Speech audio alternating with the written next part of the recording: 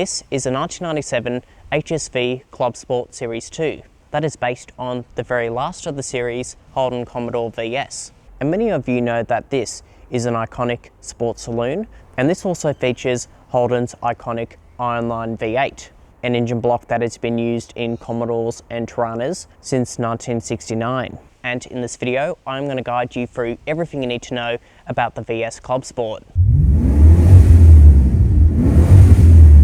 Let's start off with a brief overview about the VS.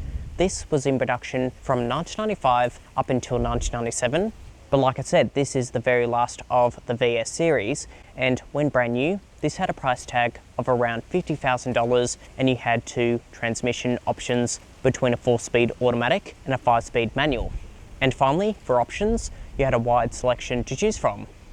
Right, moving on to the design, the external colour of this example is finished off in Genesis Blue, and HSV have always come up with some really radical design themes, but in my opinion, what really makes the VS stand out, combined with the HSV body kit, it looks identical to a V8 supercar from the 1990s.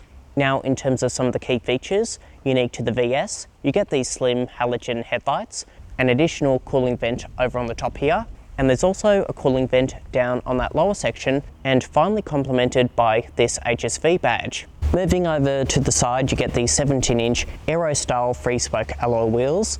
You also get large side skirts, elliptical side indicators, which was part of this Series 2 update. And finally, the door handles are exactly the same like what is featured on a mid-90s Lotus Esprit. And if you now take a look at the rear design, at the back, unique to the VS, the rear halogen combination lights, and specific to this HSV version, a large rear spoiler with an integrated clear stop lamp. There are also HSV badges at the back, a Clubsport badge in the centre, a unique HSV rear bar, and finally a chrome-tipped sports exhaust system, which sounds pretty impressive, so take a listen.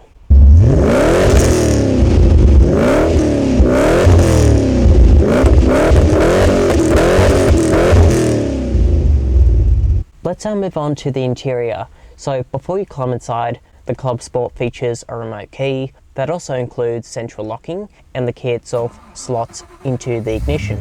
Now, in terms of presentation, inside this doesn't come across or look all that special, as you do have a lot of dark materials, and in terms of touch points on the top surface, that is vinyl, and you've also got plastic on the bottom section and on the doors as well, and even the center is this hard vinyl material. But of course, being an HSV, you get a 4-spoke leather wrapped steering wheel that feels nice to grip onto, soft padding on the doors with Clubsport logos, wood grain over in the center with another Clubsport logo, and there is also another logo that also shows you this car's build number. But what makes this particular car special, this has been fitted with this very rare leather seat option, and for comfort features, the seats can be operated manually. There's also air conditioning, and the dials are down on the bottom.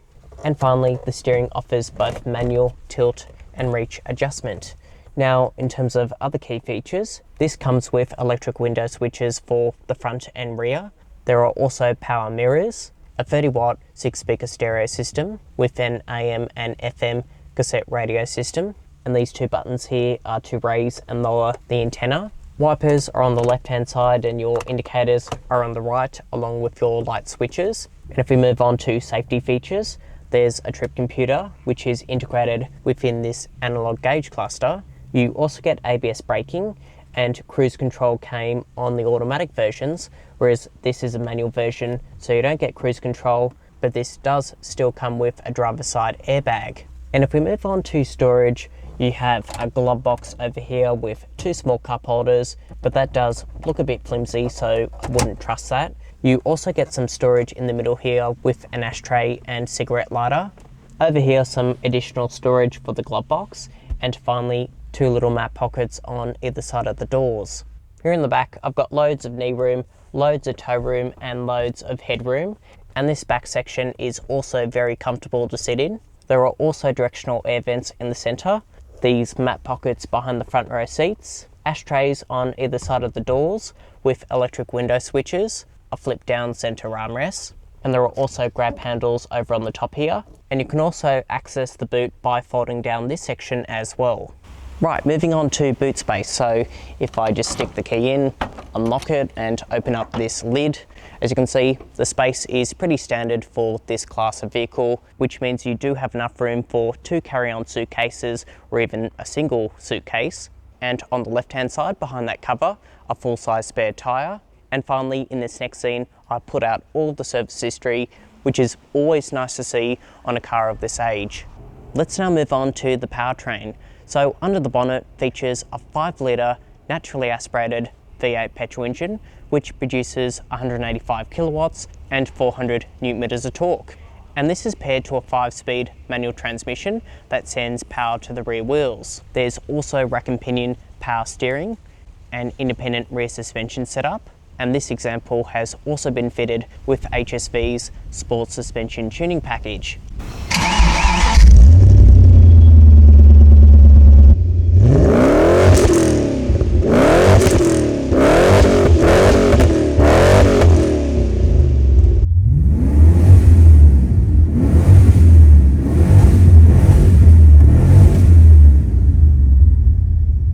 Right, moving on to the driving impressions.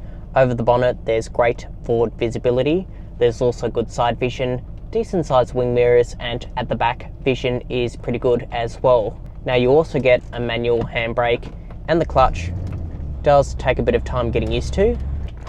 And in terms of wind noise, you don't really hear much of it coming into the cabin, but there is a bit of engine groan coming from that V8, but I think that is personally a good thing.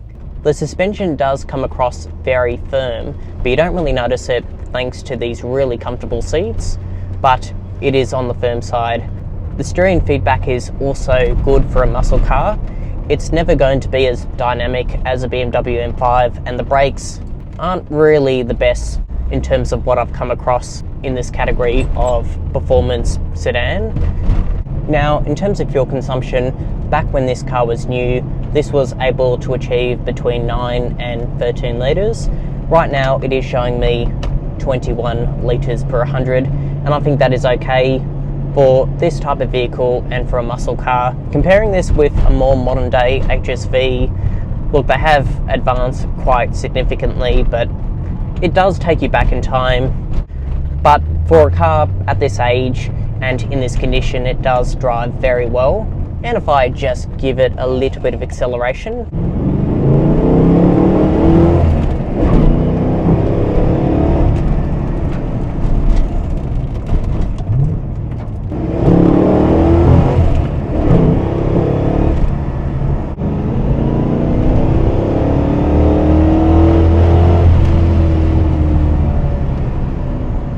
incredible.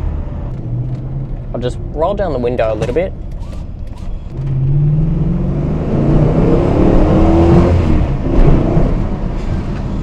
It makes a fantastic noise.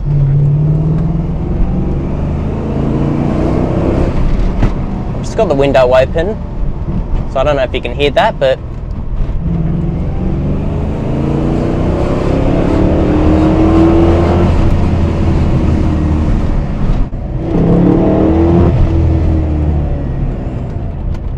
it's fantastic to drive and a lot of fun, and it sounds incredible. So then, what is my final verdict on the HSV Clubsport Series 2? I think to any HSV collector, this is very special, and in my opinion, the body styling looks very unique, and this is also magnificent to drive. But tell me in the comments down below, would you pick this or another classic car rival? You let me know. And if you haven't already, please like, share, subscribe, hit the bell to stay up to date with my latest uploads. But for now, I will see you in the next film. Thanks for watching.